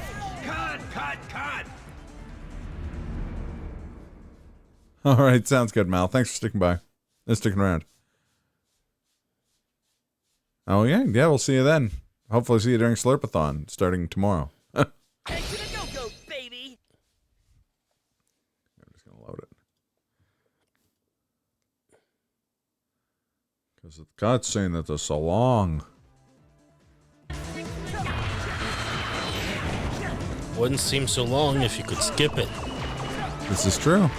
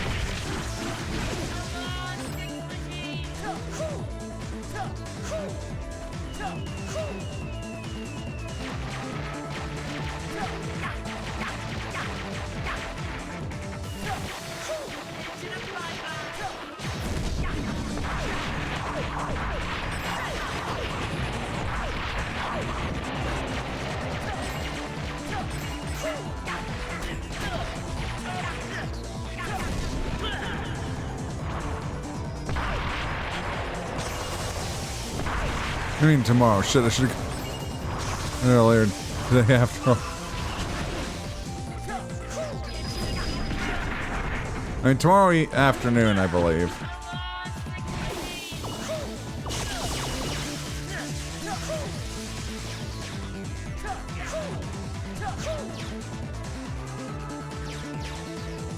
Alright, plane.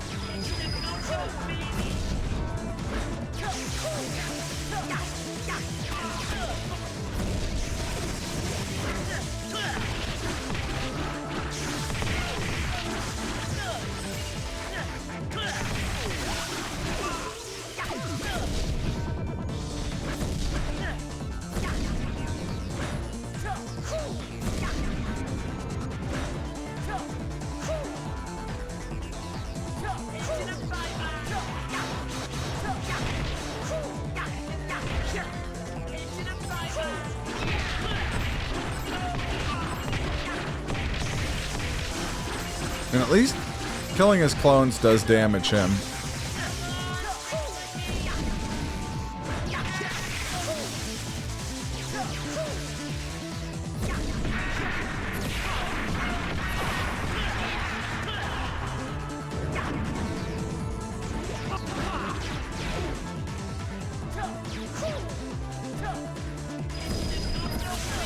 Fuck.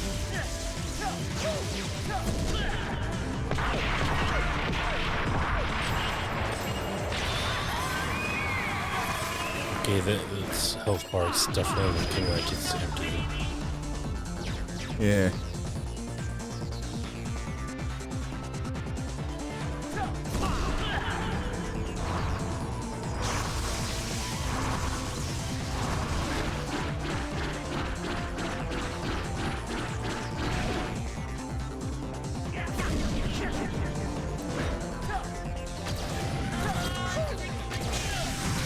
Shit.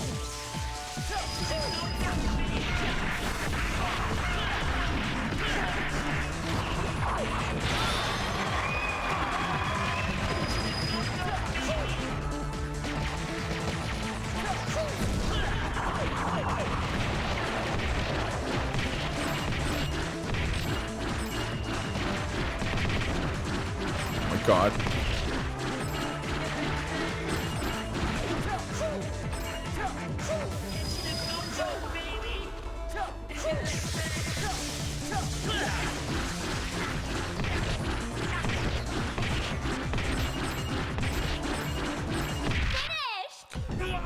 Holy shit. Goddamn.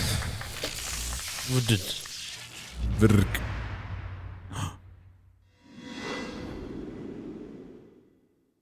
Not that guy.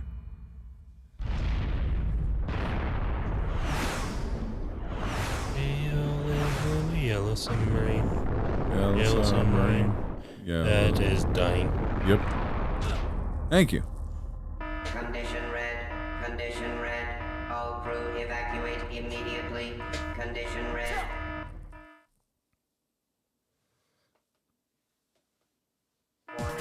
Just go for it! It wasn't the end of the stage.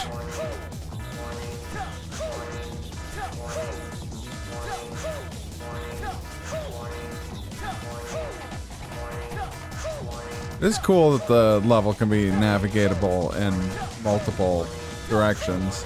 Yeah.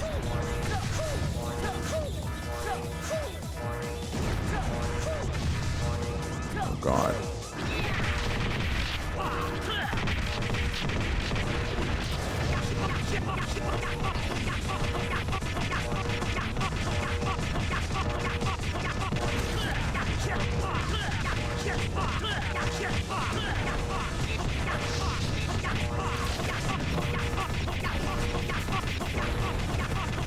I'm 100% sure this is what I'm supposed to be doing.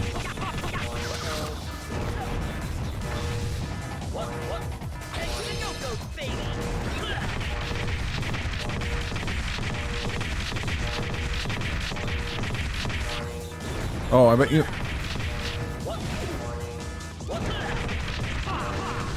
Oh, no, never mind.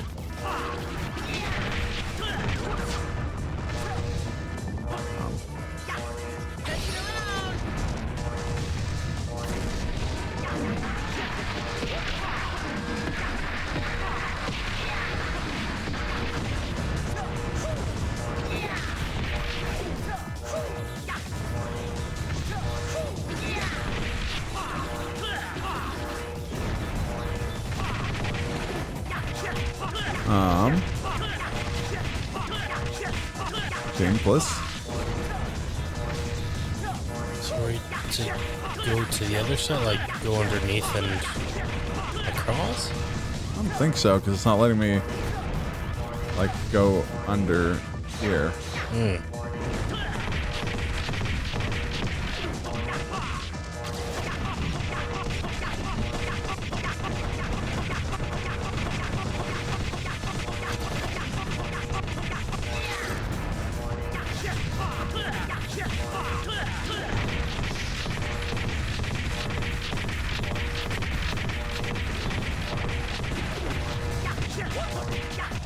It does look like that thing is meant to be hit by how it's reacting. Yeah. So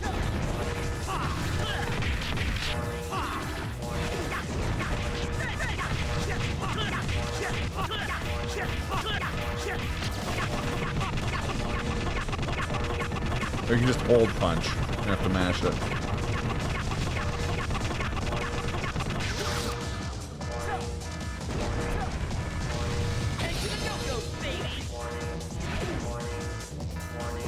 Until I'm completely full, and then I'm just gonna try piling on with just one flurry of punches.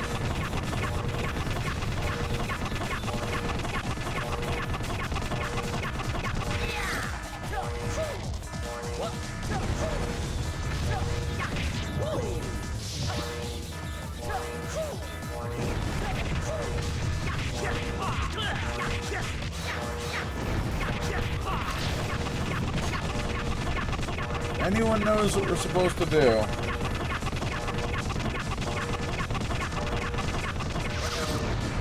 We're taking suggestions.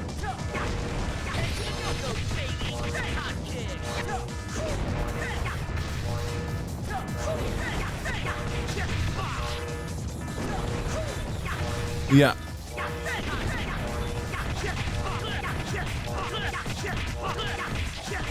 and you definitely can go back down. Yeah.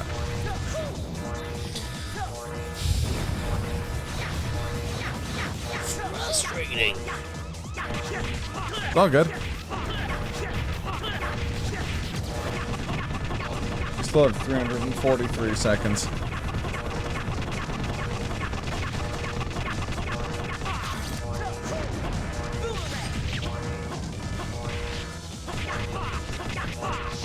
Slow-mo uppercut.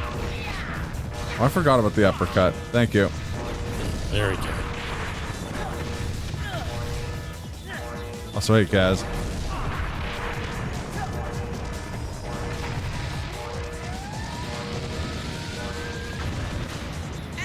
Ha! Cut!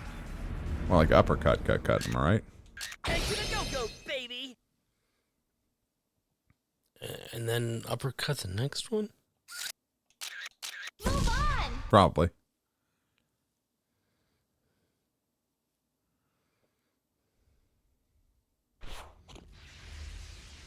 Ah, fuck.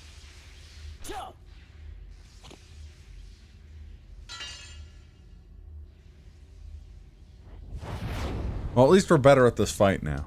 Yeah. That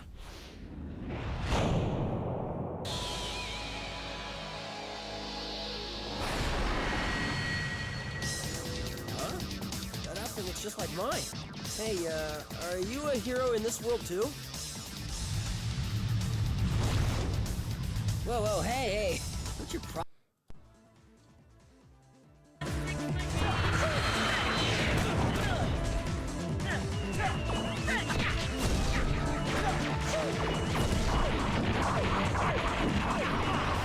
So I made a condescending GameSpot guide, which was the style at the time.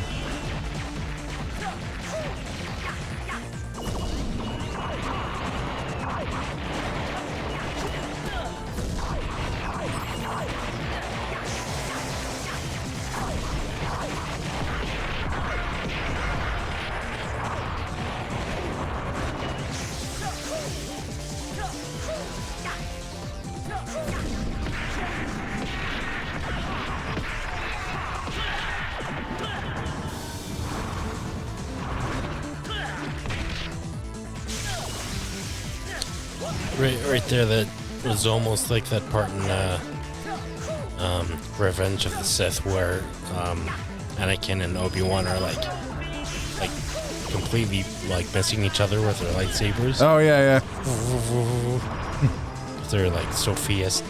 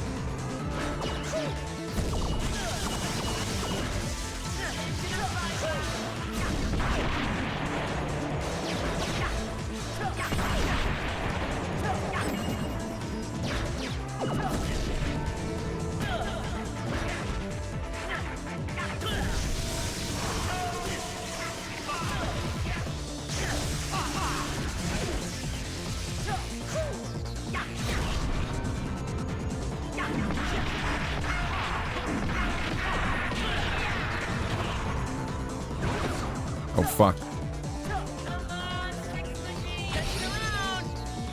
Come on, Six Sigma.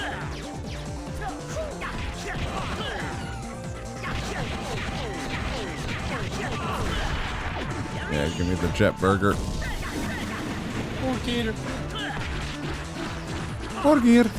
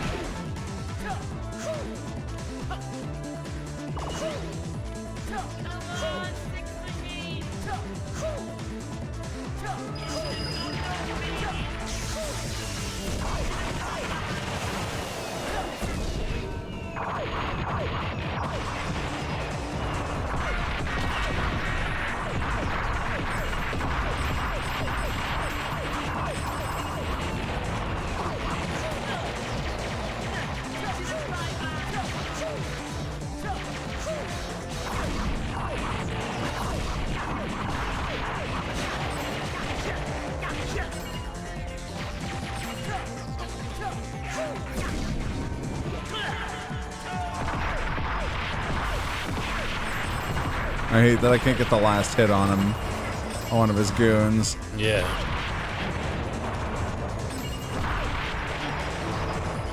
Oh, that was pretty cinematic.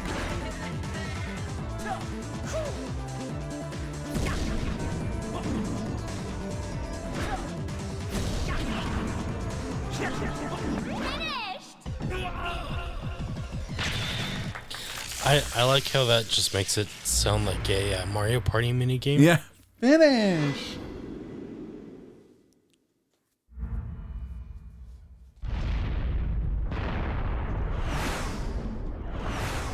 And the land where I was born. Lived the man who sailed to sea, and he told us of his life in a yellow submarine. We all live in Birmingham. Just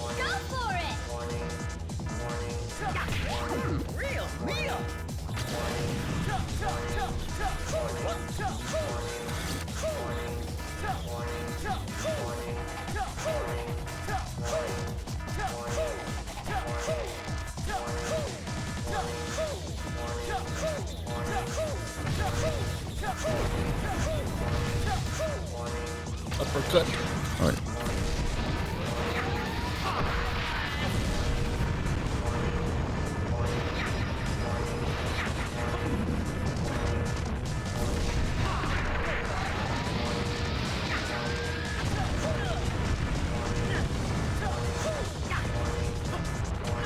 Oh shit.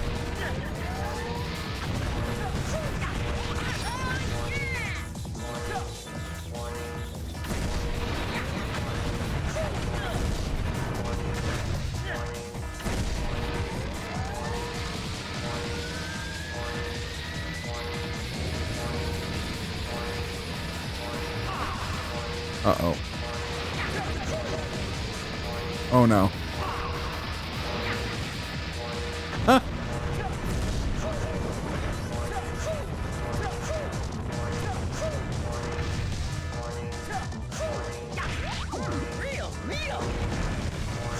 No. Why would they do this to me?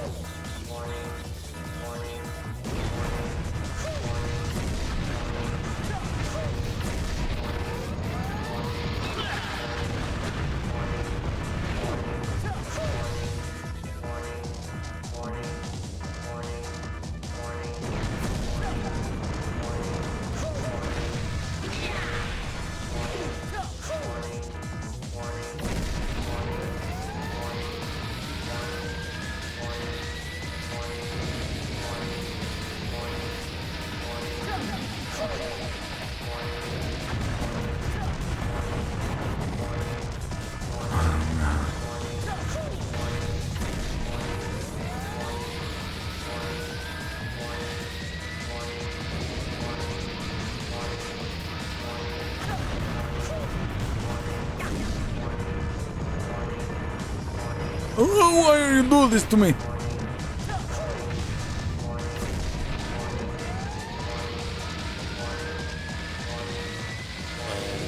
Salmon rocket? Yeah. Yeah, okay. Well, now there's fucking lasers.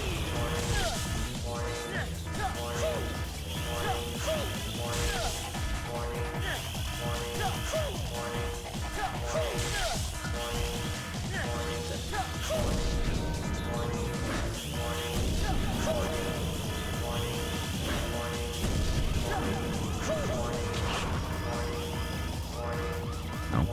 No. Oh, fuck.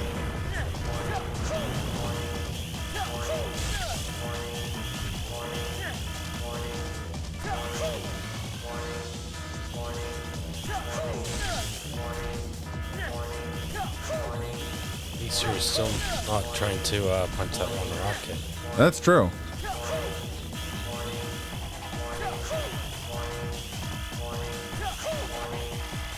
Maybe that's why they gave us lots of time, because of all this bullshit. Yeah.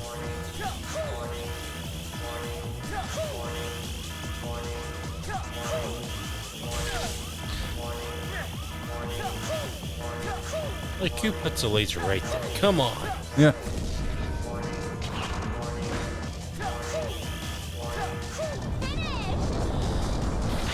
Woo! I am dough.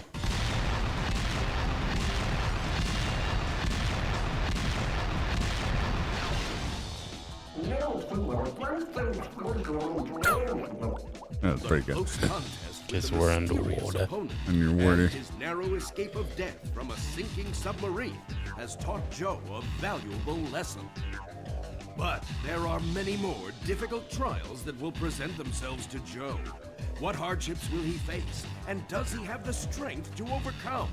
Will he find the hideout in time before the dark rituals take place? You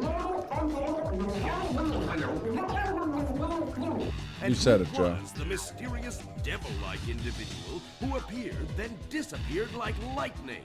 Find out in the next episode, The Midnight Thunder Boy. You know, I used to dance with them. It's true. It's damn true. You know, we've joked that we should give some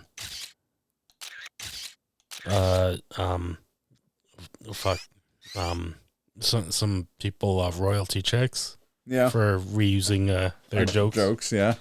Yeah, I owe Craig Ferguson a lot just for that joke alone, I think. I didn't even like put two and two together that that's a Craig Ferguson reference, but 100%. Yeah. Okay, we read the dude. Back on the Late Show with Craig Ferguson. Welcome to the Late Show. I'm your host, Craig Ferguson.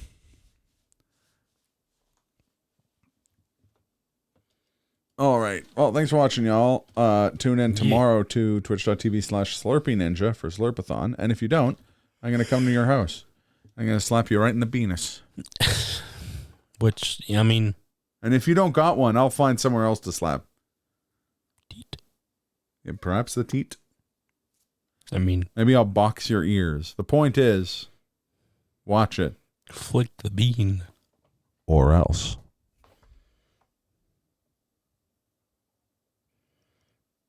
I'll get there. Wait for it.